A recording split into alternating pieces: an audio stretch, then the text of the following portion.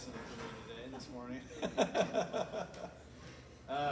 Yeah, so I'm Barton. I live in Hot Springs County. I've been there for, this year will be my 20th year since 2004. And I work for the University of Wyoming Extension. I work in range management, and over the years, I've gone from being assigned to the Bighorn Basin to they added Fremont County to it, and sort of unofficially now I work pretty much the whole west side of the state, from Sheridan to Evanston. And I was actually just in Evanston last week, so welcome. Hey, I know you. Yeah, you're a Reddy, right? Because I told you I know you. So anyway, we're going to talk about, we're going to talk about some educational things and how it relates to grazing management. But this was a project that I was able to work on it's really been in the making for at least 5 or 6 years. And we were able to this last summer of 2023, actually start putting animals on the ground and implementing this project that we've been wanting to do. So what we're talking about is improving elk habitat by grazing with cattle. And so just to give you a little bit of background, this is not something entirely new. So the title of this, the first bullet point up there is the title of a paper that Dr. Kelly Crane, who's now the acting dean at the University of Wyoming, what was formerly known as the College of Ag, worked on. And then the next one, the Wall Creek Wildlife Management Area, is a project that was done in Montana using cattle to improve elk habitat. So that quote up there on the second bullet point, it was probably the best thing that ever happened to us as an agency. That was actually a person in the Montana's Division of Wildlife Resources that said that. So let me describe a little bit about the situation that they had up there, because these projects sort of helped build onto what we are attempting to do up in northwest Wyoming. So I can give you some more information, and you can look it up. There's various articles about this. But basically what happened was the Montana, I'm going to call them the Game and Fish. I don't think they exactly call themselves Game and Fish, but the Montana version of Game and Fish bought a private ranch way back in the 60s or 70s, and they bought it for elk habitat. And so the first thing they did was what when they bought this ranch? Abandoned it. Yeah, and they took all the cattle grazing off, okay? But this property that was a ranch was surrounded by other cattle ranches that were still operating, okay? And so after they bought this property and took all the livestock grazing off of it, what happened to the elk use? It went down. It went down. The elk basically left that property and they went to the surrounding ranches that had cattle grazing on it. And so pretty quick, most ranchers are willing to have and even enjoy probably some level of wildlife use on their property. But it also there gets to be a tipping point where it's just too much. And so some of the neighboring landowners were saying, hey, we're having too many elk on this property, on our properties, because they're all leaving your property. And so finally what happened through a series of events up there on this place in Montana was they were finally talked into or realized that they should put some livestock grazing back on this property. And so through a very well-managed program, they started putting livestock back on in the spring and summertime on these properties to help encourage elk to come back to those properties. And so why would having cattle grazing on these properties help bring elk back? Young tender grass. Young tender grass, exactly right. So we're going to show some before and after from this current project, but realize that this project that I'm working on, even though we've been thinking about it for years now, is really in its infancy in terms of starting to change stuff. Okay, So what we're talking about for this project is called the Sunlight Wildlife Habitat Management Area.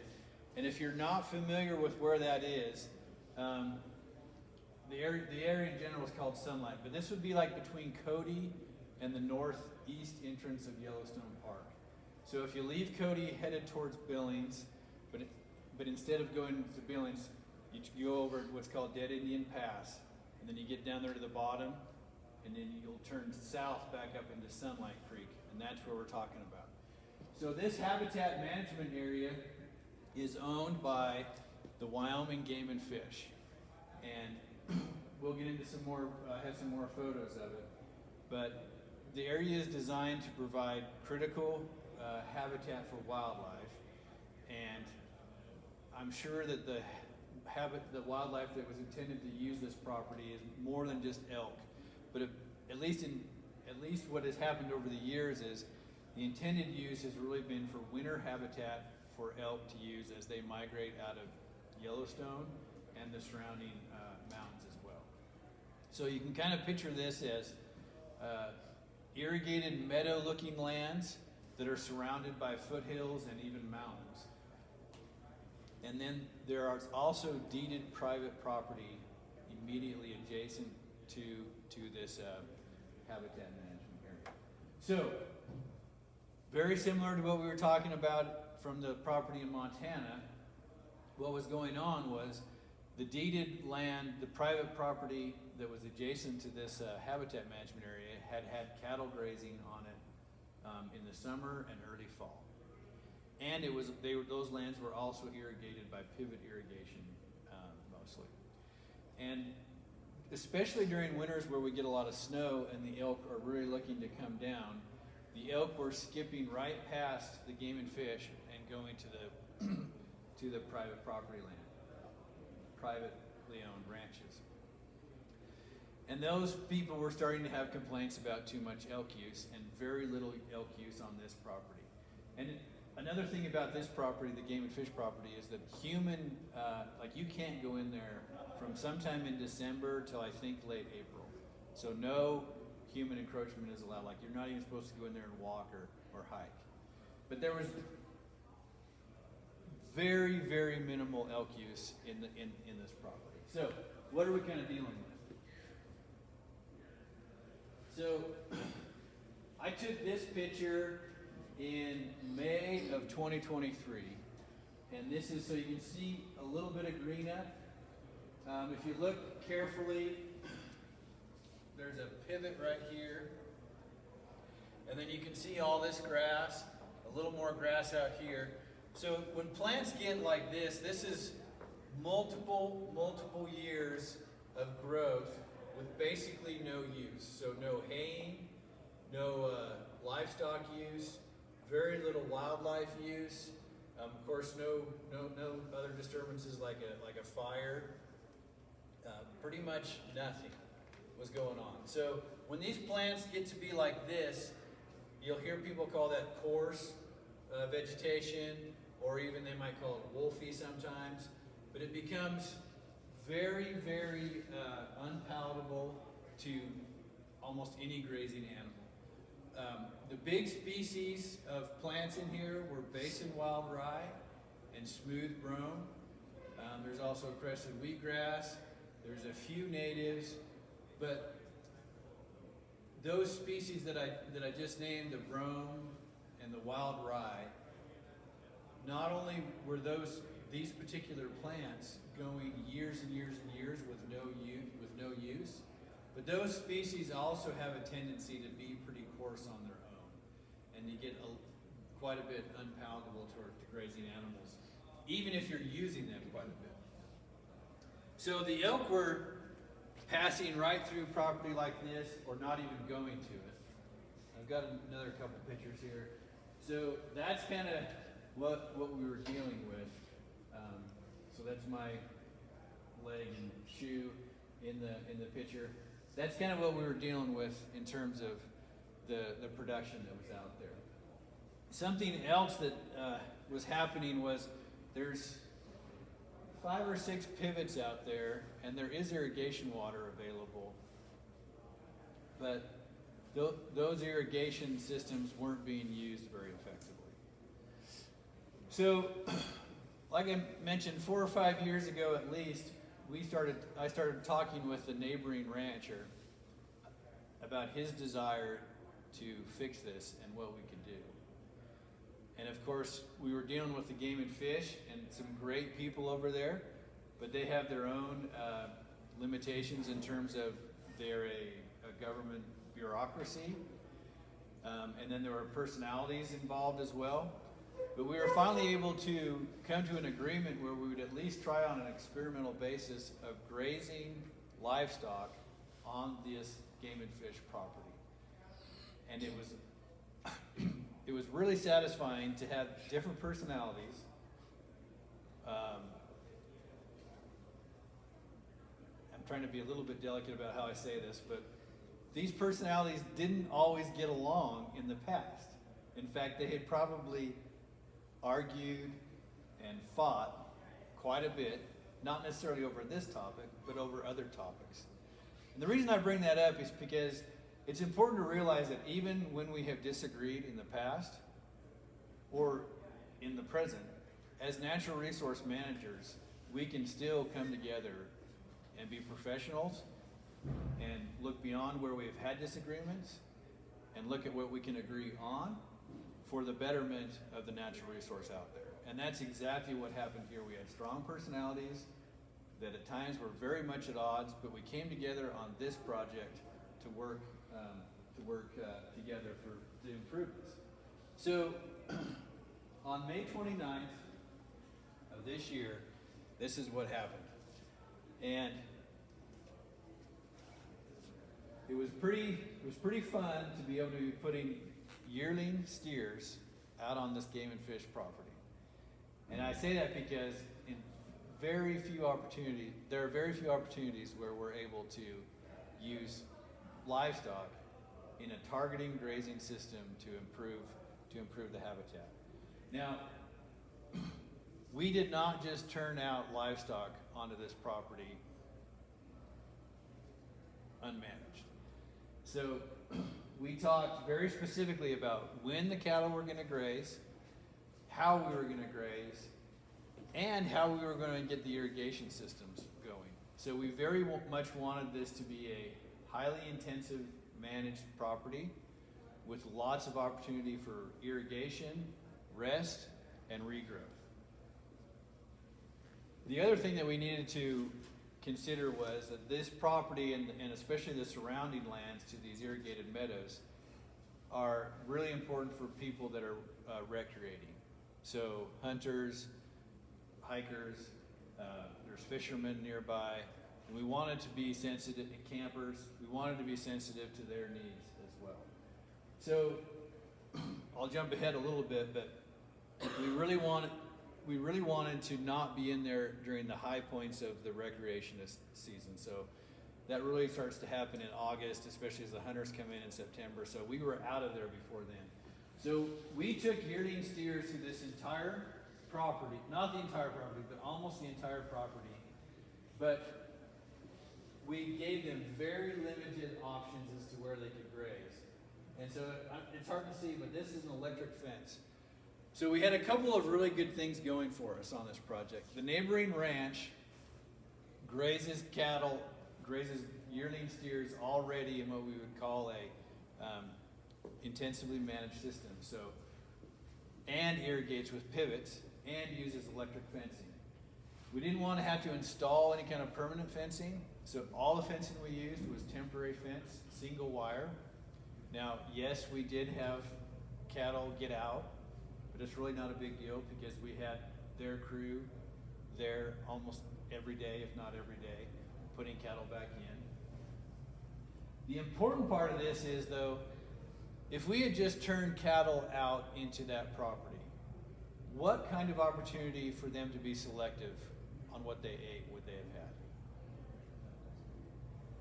If we just turned them out, those yearling steers would be able to eat anything they want.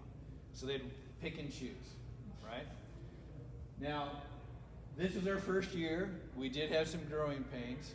I think one of the ways we could have improved was to reduce their opportunity to be selective even more. So if you were a steer out here and you had the opportunity to be selective, the last thing that you'd pick is something in that photo. But if, yeah, comment? Which makes me question, why did you choose steers and not mother cows? Okay, because they were available. Yeah. So that's a great point.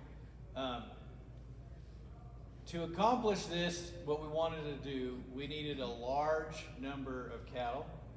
We wanted them to be available without spending a lot of money. And so the neighboring ranch literally shares a property boundary. They run yearling steers. Just yearling operation. Yeah, yeah. And so we had them available. I had multiple other ranches when now not a ton of people knew about this before it happened, but some did, ask me about who gets to graze the cattle. It's a fair point. It's a fair question.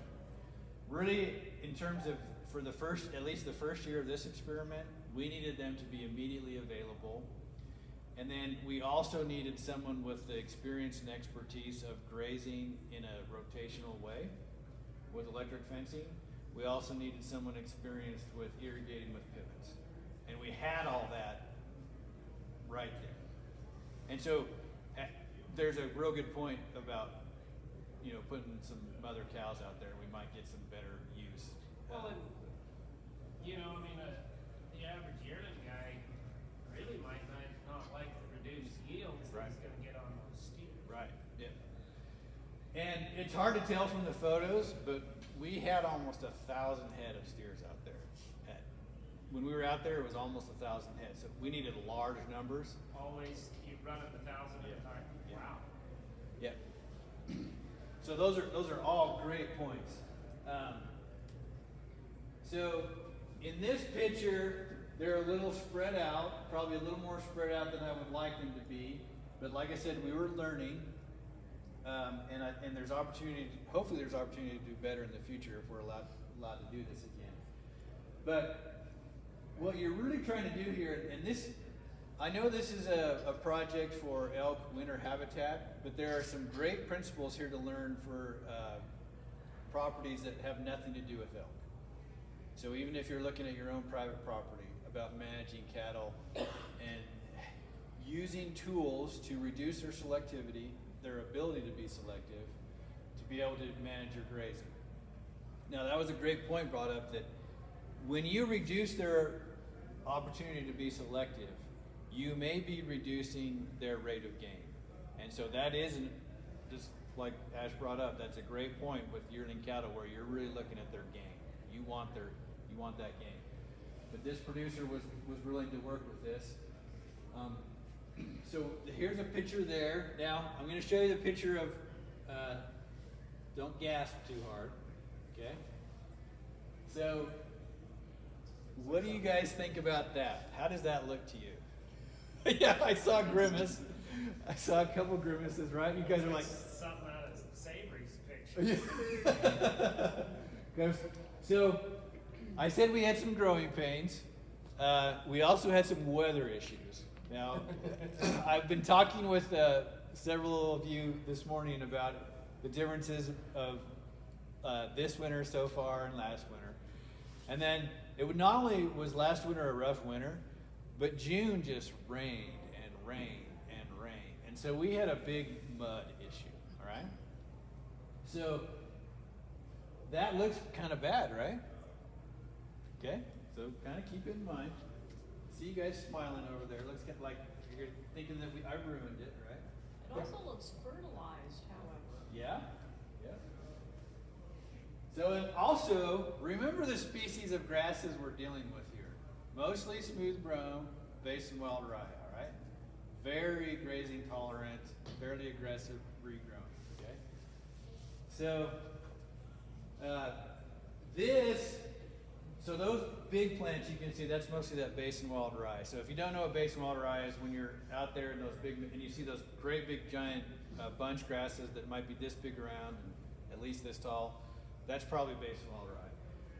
And basin wild rye actually does a pretty good job of holding its some protein content in it, but it's got so much cellulose fiber in there that it really becomes unpalatable quickly. So this picture is actually also post-grazing, right?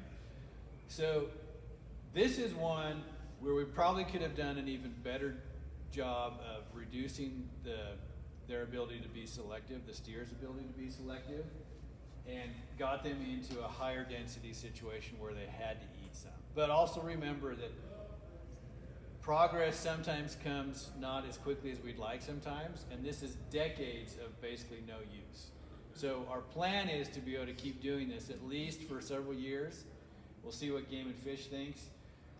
And maybe there'll become a time where we might skip a year or rest a past year. But for now, we really needed to get in there and start making some progress. Okay, so here's, I know I'm gonna get some grimacing and gasping again, right? So there's a reason I'm showing you this. Like, now, what's one of the big challenges taking care of livestock when you're dividing them up into small paddocks? They all have to drink, right? One of the wonderful parts about having those pivots was that we had a ready-made source of water, okay?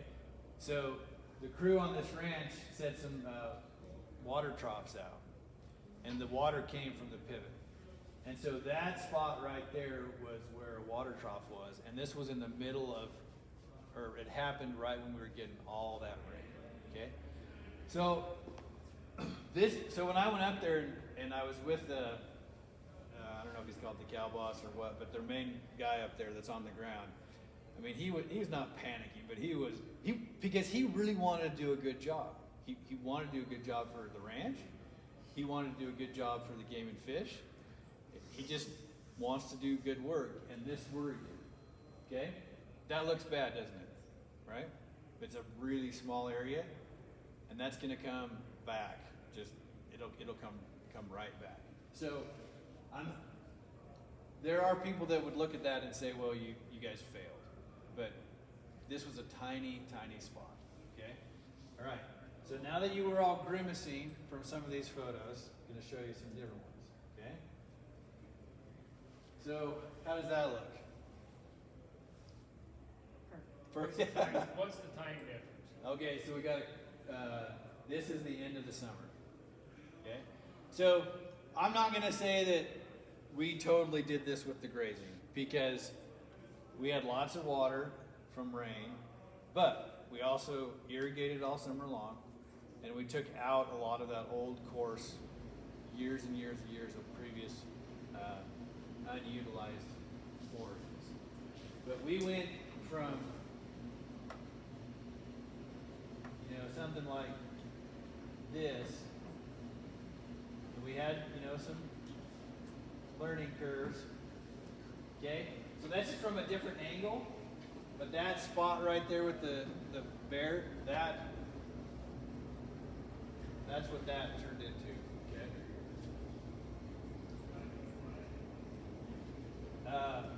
And then here's another spot. So remember that photo I showed you, not the one with where the water trough was, but where it just looked, you had mentioned it looked fertilized? Yep. Yep. This is what that is kind of looking like now, taken from some different angles. So, one thing that looks different is the height of the grasses are not as tall because we use them, and we got that fresh new regrowth. But the palatability, I'm sure, but I'm hoping has also gone way up. One of the things that the current winter that we're having right now is not that great for is the elk really haven't needed to come down that much because there's just not a lot of snow. So we had a couple other issues. Just below, when I say below, I just kind of mean downstream, but just below this property, this habitat management area, is what you might call kind of a rural subdivision. There's lots of small acreages. And the people that live there have I don't know if they call it a landowners association or something like that. And they have a meeting once or twice a year. And there started to be some concerns or questions about what was going on up there. And of course, these people in the Landowners Association know about the ranch. They have varying levels of familiarity with ranching. I would try to say as politely as I can, they have varying levels of either friendliness or maybe animosity towards ranching and livestock production in general. And so I was asked to go up there and present at one of their landowners meetings and talk to them about what was going on.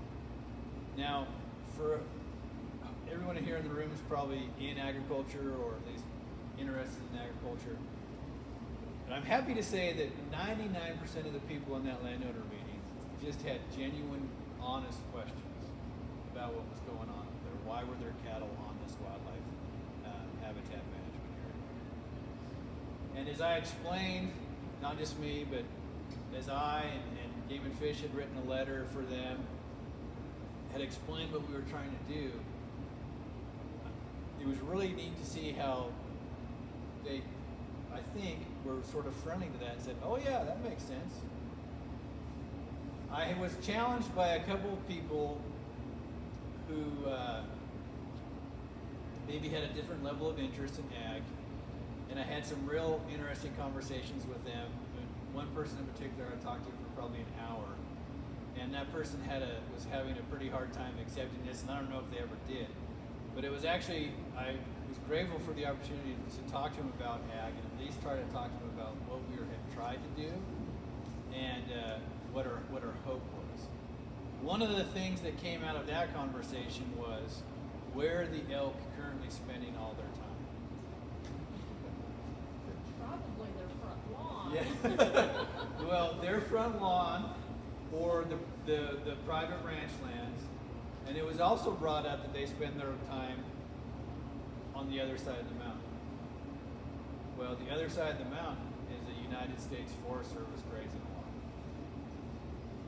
That gets grazed by the same yearling outfit. Some other things that have changed up there with the yearlings is that the nearby landowners groups have noticed is there are more numbers of cattle, because when you go from say a 1,300 pound cow to 700-800 pound yearling, we can run a whole lot more of them, but they might be in there for a lot less time in any one pasture for less time. And so some of those grazing changes are going on, grazing management changes are going on the Forest Service allotment. But we're now also implementing some of those same principles and changes in a much more intensive way on this wildlife habitat management area. So I'm not saying that everyone's totally thrilled up there, because there's people that are not happy about cattle at all. There's people that are having to learn things about Wyoming as a fence-out state. But I was encouraged by a lot of the landowners, once they found out about what was going on, I was encouraged by their acceptance of it and thinking, oh, that's cool. The other thing that I touched on this, but what I really, really enjoyed about this was a private ranch, a state agency of the Game and Fish, and I'm happy to say the University of Wyoming Extension, worked together over multiple years to at least try to start something improved. Now, what I'd really like to, I have to be a little careful saying this, what I'd really like to say is a whole bunch of snow and the elk come down and to see where they go, because that's going to be the real test, right? I can show you these pretty pictures and the before and after livestock grazing, but what I'd love to see is to be able to go up there in the winter and see a whole bunch of elk out on the habitat management area lands and not on the private lands. But even in a winter like this, where that may not happen just because of the lack of snow, there's no doubt that we've improved the habitat up there through targeted livestock grazing. So yes, I wanted to show this to you as an example of what can happen, but also please remember some of these principles about how you could do targeted livestock grazing on your own properties to not only have a production value out of it, but also to achieve some other objectives. There's some really cool things you can do with, for instance, placement of supplements, temporary electric fencing, multi-species grazing. So I don't want some of you to gasp too hard, but you can do some really cool things with goats and sheep with targeted livestock grazing. All those kinds of things, there's some neat tools we can use to be profitable and sustainable and be improving our properties at the same time. What questions did you guys have? Yeah. So, you mentioned 3 varieties of grass, which only one of them is really something you want in your grazing ground. Can you monitor and target how that trends then away, target your grazing so that you can trend away from so much basic wild rye or Crescent wheat, and get into things that are more palatable, because those don't really want the basic wild rye, or they need it. You know, Crescent wheat, places I've been, you know, that's primarily been brought in off road projects or reclamation projects, you know, and most good Wyoming cows don't want anything to do with it after it starts to mature a bit, right? So, it'd take a lot more work, but can you start trying to trend that toward more palatable grasses that elk are gonna want? Yeah, absolutely, and that usually probably starts to bring up a reseeding component as well. It depends on if you have more desirable species that are already there, at some level. That point also brings up the point here is that in this specific case, you know, the smooth brome, which really is probably the dominant species out there. If you don't know, it's a non-native species. It's an introduced species. And so there are some people that would value having a native species up there just because it's native. And so that's one of the thoughts. And actually, Game and Fish has experimented on a couple of these. So some I'd call them subplots on this property, where they killed the non-natives and then went back in or they killed like the brome, and then they went back in there with some other non-natives, but they were more palatable, so like alfalfa, sandfoin, some forbs that would be even more palatable. And that may be in the future. I'm not the one that will decide that, but in the future that may be a bigger part of this project. If Game and Fish decides overall that they want to get rid of things like the smooth brome, I would hope that that grazing would be a big part of that. But it would also entail some reseeding and then running the irrigation as well. That's a great point. You had a question too, I think, or comment. Well, am I right? Steers, maybe mother cows would mix with the elk and get brucellosis. So that's another reason for steers. It is. I will admit that, again, for us, it was the availability that was the big thing. It was like we take what we can get. When you're talking about brucellosis, it's really in commingling cattle and elk, you're really talking about risk management. The high risk times of year, I think, are more like February through May. That's when if an elk has brucellosis, that's when they might start aborting, and that's where you have the brucellosis pathogen in the environment. So, for the most part, we were able to minimize that risk just based on we didn't have cattle there during those high risk times of year. But that's a great point. Yeah. Also, the pivots were there. They've been there, and it's just pasture, irrigated pasture. The pivots have been there. I don't know for how long, but at least years. But they weren't. That's private land that the pivots are on. Both. So there's the neighboring ranch has pivots on that are run all summer long, and then this Game and Fish habitat also has pivots on them. Those pivots hadn't been run on a large scale for quite a while until this last year, because that was part of the arrangement. Was that the private ranch, when they brought their cattle onto the wildlife management habitat, they would not only manage the grazing, but they would also manage the irrigation and get the pivots going. And that was another huge advantage we had in this project is the neighboring ranch had people already employed who knew how to run pivots.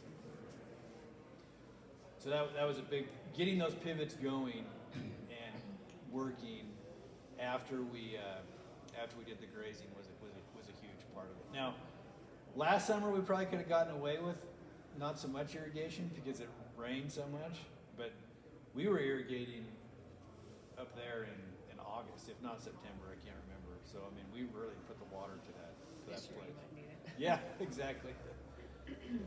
And Sunlight Creek is right there. I mean, that's where the water's coming out of. So it's not only do we have irrigation, we've got usually plenty of irrigation water, but like I said, we also have water to water the livestock with. It's really a nice arrangement. Other questions or comments or suggestions? What could we? Do more of it. Yeah, I want to do more of it too. I think in the future. Oh, and I also forgot to mention, grizzly bears are an issue up here too. And so it wasn't really a wreck, but we might have called it a wreck. But a bear actually, I think it was the first night or two we had cattle on here. A bear came by, and I don't think there were no predation events. There were no, thank you. There were no predation events or kills, and I don't even think you really purposely harassed the cattle. But which, don't get me wrong, that absolutely happens up there. But that night, I think what had happened was he had just come by, and so there was a fairly significant amount of steers that got out of where they were supposed to be. And so we did have some you might call them small wrecks in terms of cattle getting out, and then of course with the large amount of mud and excess moisture. So those are all factors up here that we're working on. So we've got those issues, and then just learning how the pivots worked, learning how to lay out the temporary paddocks with the electric fencing. There's always going to be a learning curve there. So I think if we're allowed to go in there this summer, I think we can do an even better job. And then looking forward into the future, I mentioned, do we want to skip a year every once in a while, or do we want to have some parts of this habitat area not grazed? And let me also clarify that the habitat area is bigger than just the irrigated meadows. So like the foothills and stuff around it, some of the foothills are also in the habitat area, but of course they were not involved in this project just because of the topography. I love how you talked about the agencies coming together. Yeah. Science, I mean, they all have to agree. And I hope you spread the word because they're shutting down grazing Right. everywhere. Well, this has Grazing been saves. a hard part with the Wyoming Game and Fish. I mean, we've got the Forest Service who have kind of come back around in a lot of places and are more pro-grazing. The BLM in a lot of places I've had really good luck with. But now, the Game and Fish has been the last holdout that, no grazing isn't going to work. And I've heard from a friend of mine up towards Sheridan too that they're doing some things up there with grazing. This is actually really exciting because, the Game and Fish biologist is breed unto himself. And, if we're going to start looking at things like this, if we handle it right, if we're careful, can be some really big stuff. Yep. Yeah. That may be one of the. This was cool in and of itself, but the opportunity to talk about getting along and working together for the betterment of the resource is a huge part. And I will say that while the Game and Fish is a government agency, there were some great things about them because, well, there's lots of great things about the Game and Fish. But in this particular instance, they had the ability to be much more nimble in terms of allowing this to happen than, say, the Forest Service would be. Like there was no NEPA. We had to get the local. I forget what they're called exactly, but the habitat manager maybe, and then the current member of the Game and Fish Commission that represents the Bighorn Basin, that person had to sign off on it. But the entire Game and Fish Board did not have to sign off on it. And so they were able to pivot really well. Once we got all our ducks in a row, they were able to pivot and make this happen. Now, we only got a 1 year, basically, we didn't get a multi-year contract to do this. That would have involved more red tape. But on an annual basis, Game and Fish was great to work with in terms of being nimble and just being able to allow to get that to happen. And I'm really hoping that we can continue to have the neighboring, not the neighboring ranch that has the cattle, but the other neighboring landowners to see some benefit from there. And if there continues to be concerns from them, what I'd like to do is instead of meeting in a meeting room somewhere to talk about this, I want to take them out there, like be on the ground with them and show, talk about it out there. My time is up, I think. I'll be around for a little bit. I have an office in Thermopolis, but like I said, I work all over the western part of the state. So if there's something I can help you with, I'm on the webpage, or these folks here in the Riverton or Lander office can always get a hold of me. So thank you. Thanks for coming.